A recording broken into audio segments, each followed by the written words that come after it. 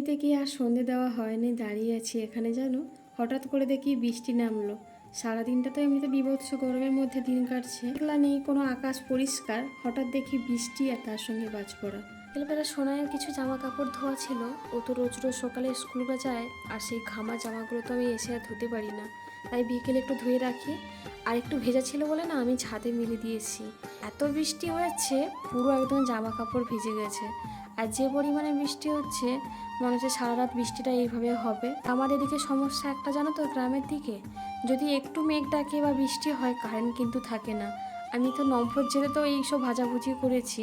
আর এই বৃষ্টির মধ্যে আমাদের রাতের মেনু থাকছে বেগুনি, পেঁয়াজি আর কাঁচা লঙ্কা না বাড়িতে নেই, ভুলে গেছে মা আনতে, তাই শুকনো লঙ্কাকে একটু বেসনে ডুবে ভেজেছি। এটাই থাকছে আমাদের রাতের মেনু। বৃষ্টির মধ্যে এর থেকে মনে হয় ভালো খাবার কিছু হয় না জানো। যাই হোক, রাতে আমরা খাওয়া দাওয়া করি। সবাইকে টাটা এই ব্লগের জন্য।